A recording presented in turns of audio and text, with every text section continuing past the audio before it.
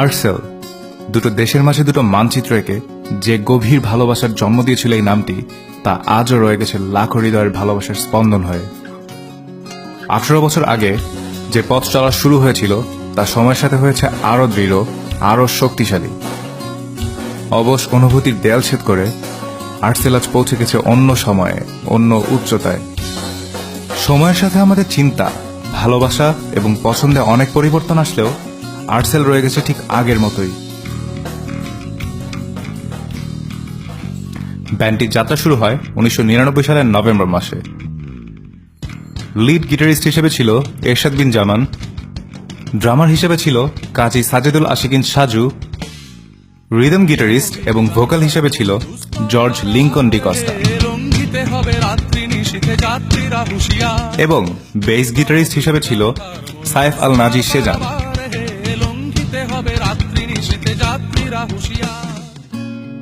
তখনকার সেই line up এখনো রয়েছে অপরিবর্তিত।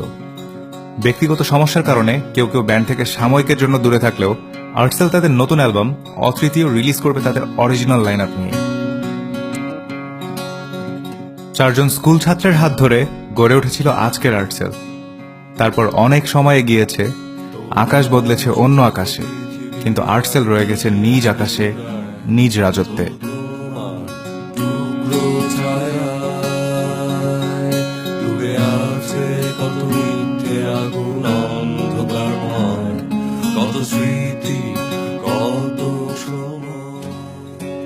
শুরুতে বিভিন্ন ব্যান্ডের কভার দিয়ে হলেও খুব অল্প সময়ের মধ্যেই আর্টসেল তাদের নিজস্ব গানের কাজ শুরু করে।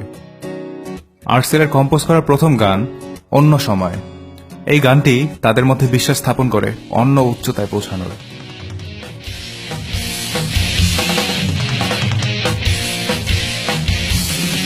ছাড়পত্র নামক একটি মিক্সড অ্যালবামে আর্টসেল তাদের প্রথম গান অদেখা স্বর্গ রিলিজ করে। রূপকের লেখা গানটি দিয়েই আর্টসেল খুঁজে পায় তাদের অদেখা স্বর্গের ঠিকানা। এরপর আর্টসেল হাতে নেয় তাদের প্রথম অ্যালবামের কাজ। অ্যালবামের কাজ যখন মাঝপথে, ঠিক তখনই বড় রকমের একটা ধাক্কা খায় ব্যান্ডটি। সেরিব্রাল ম্যালেরিয়ায় আক্রান্ত হয়ে মারা যায় রূপক। এই ধাক্কার পরে পুরো অ্যালবামের ধরনেই পরিবর্তন আনে তারা। অন্য সময় অ্যালবামটি উৎসর্গ করা হয় রূপককে।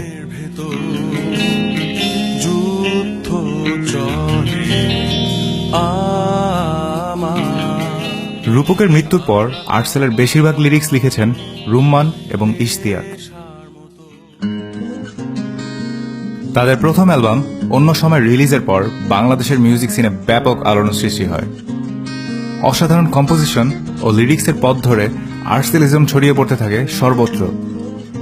তবে বর্তমানে আর্টসেলের এই আকাশচুম্বী জনপ্রিয়তার পেছনে সবচেয়ে বেশি ভূমিকা রাখে 2006 সালে রিলিজ হওয়া তাদের অনিকেত প্রান্তর অ্যালবামটি। এই অ্যালবামের প্রতিটা গান বাংলাদেশের পুরো মিউজিক সিনকে একটা নাড়া দিয়ে তোলে। ব্যান্ড মিউজিক থেকে দূরে সরে অন্যরা যখন সোলো অ্যালবামের দিকে মনোযোগী হতে শুরু করে, তখন আর্টসেল বেছে নেয় অন্য পথ। তাদের গানে মানুষ কখনো রূপকের সাথে কেঁদেছে, কখনো পথ চলায় ছন্দ খুঁজেছে, আবার কখনো অনিকেত প্রান্তরের শূন্য মাঠে নিজেদের হারিয়েছে।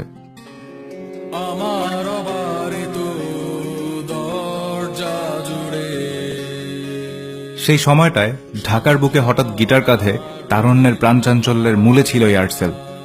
তৈরি হয়েছিল আর্টসেলিজম, জন্ম হয়েছিল একটা আর্টসেল হেড গোষ্ঠী। অনিকেত প্রান্তর নামক আর্টসেল যে 16 মিনিট 20 সেকেন্ডের মহাকাব্যের জন্ম দিয়েছিল, তা এখন আছে বিস্ময় হয়ে। দুটো দেশের মাঝে কাঁটাতারের রহস্য ভেদ করার আগে দুঃখ বিলাসে হারিয়ে যাওয়া, কিংবা অন্য রঙে আঁকা আয়নায় মৃত জলচ্ছবিতে অস্ফরিত ছায়ার জন্ম দিতে শিখিয়েছিল এই আর্টসেল। তাদের গানে সম্ভাবনার রঙিন মলাটে মানুষ খুঁজে পেতে শুরু করে গন্তব্যহীন নিজেকে। দুটি নিজস্ব অ্যালবাম ছাড়াও কয়েকটি মিক্সড অ্যালবামে তারা তাদের নিজেদের গান রিলিজ করে, যেখানে ছিল উৎসবের উৎসাহে, চিলে কোঠার সেপাই, এই বিদায়ে এবং দুঃখ বিলাসের মতো আরও কিছু দুর্দান্ত গান, যা আমাদের শিখিয়েছিল ভালোবাসার আগেই নিজেদেরকে ভালোবাসার মানুষের মতো সাজিয়ে নিতে। শুনিয়েছিল আলোতে ভয়ের গল্প, আবার শুনিয়েছিল ঘুণ পোকার আর্তনাদ। ভুলের চেনা শরীর যখন চেনে নিয়ে আমাদের, তখন চিলে কোঠার সেপাই হয়ে আর্টসেল শিখিয়েছিলেন শূন্য নীল আকাশের দিকে তাকিয়ে বাঁচতে।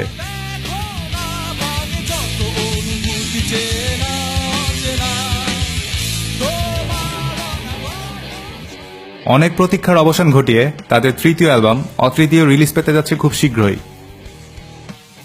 অবিমৃশ্যতা এবং স্পর্শের অনুভূতি নামের নতুন অ্যালবামের দুটি ট্র্যাক ইতিমধ্যে রিলিজ হয়েছে জিপি মিউজিক ব্যানারে।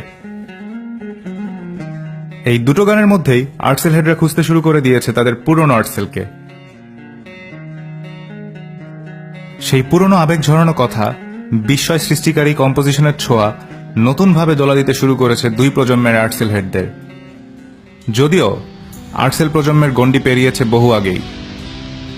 চারজনের মিলিত স্বপ্ন বদলে গিয়েছে লাখো স্বপ্নে, লাখো আকাশে। সেই লাখো প্রতিচ্ছবির আড়ালে হাসতে থাকে আর্টসেল। হয়তো এই হাসি থাকবে অনন্তকাল, কখনো বাস্তবতায়, কখনো বা ভালোবাসায়।